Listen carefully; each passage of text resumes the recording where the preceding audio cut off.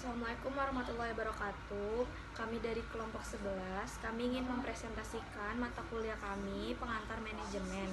Kelompok kami terdiri dari saya Raisya Fitri Prananti, Saya Zara Alfiran Nurjana. Saya Dela Widya Ayu. Saya ingin mempresentasikan tentang pengertian tanggung jawab sosial. Pengertian tanggung jawab sosial dalam perusahaan adalah bentuk kepedulian perusahaan terhadap lingkungan eksternal. Perusahaan melalui berbagai kegiatan yang dilakukan dalam rangka penjagaan lingkungan, norma masyarakat, partisipasi pembangunan, serta berbagai bentuk tanggung jawab sosial lainnya. Yang kedua, ada strategi pengelolaan tanggung jawab sosial.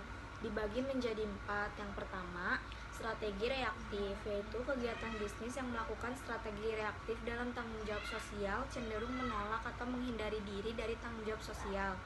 Yang kedua, ada strategi defensif, yaitu strategi defensif dalam tanggung jawab sosial yang dilakukan oleh perusahaan terkait dengan pengulangan pendekatan legal atau jalur hukum untuk menghindari diri atau menolak tanggung jawab sosial. Yang ketiga, ada strategi akomodatif, yaitu strategi yang dalam tanggung jawab sosial yang menjalankan perusahaan dikarenakan adanya tuntutan dari masyarakat dan lingkungan sekitar akan hal tersebut. Yang keempat, ada strategi proaktif, yang dimana perusahaan memandang bahwa tanggung jawab sosial adalah berbagi dari tanggung jawab untuk memuaskan stakeholder. Jika stakeholder terpuaskan, maka citra positif terhadap perusahaan akan terbangun.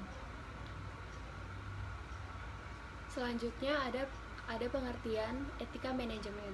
Etika adalah satu set kepercayaan, standar, atau pemikiran yang mengisi suatu individu, kelompok, atau masyarakat. Etika juga diartikan sebagai sistem dari prinsip-prinsip moral atau aturan untuk bertindak. Etika menyangkut perilaku, perbuatan, dan sikap manusia terhadap peristiwa yang penting dalam hidupnya. Isu etika hadir dalam sebuah situasi ketika tindakan yang dilakukan oleh seseorang atau sebuah organisasi dapat menimbulkan manfaat dan kerugian bagi yang lain. Jadi, etika manajemen merupakan standar kelayakan pengelolaan yang memenuhi kriteria etika.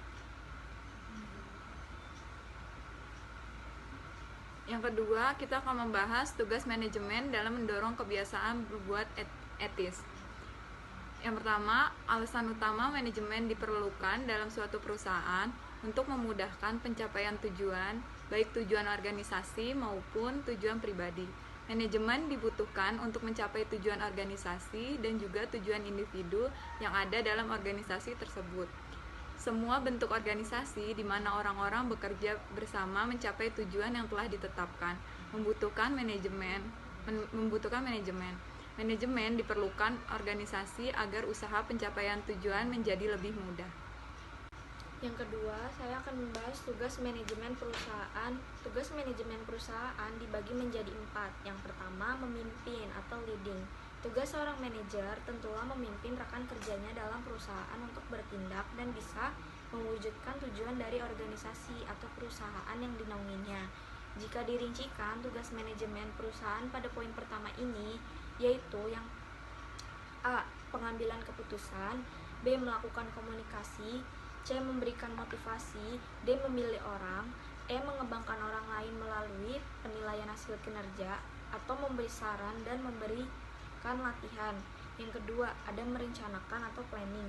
Tugas manajemen perusahaan pada poin ini adalah tugas mereka yang sangat penting. Tanpa adanya perencanaan yang matang, maka perusahaan pun tidak akan bisa berjalan dan terkelola dengan baik. Berikut tugas seorang manajemen perusahaan dalam poin ini. A. Meramalkan segala kemungkinan di waktu yang akan datang. B. Membuat target dan sasaran. C. Membuat rencana urutan kegiatan yang dibutuhkan untuk mencapai target. D. Mengatur urutan waktu pelaksanaan atau timetable. E. Menyusun rencana, anggaran, biaya. F. Membuat standar operating procedure atau SOP tentang pelaksanaan pekerjaan.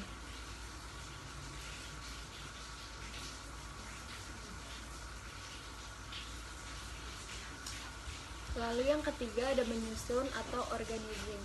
Kegiatan mengatur dan menghubungkan suatu pekerjaan sehingga bisa terlaksana secara efektif dan efisien merupakan fungsi utama dari poin 1 ini.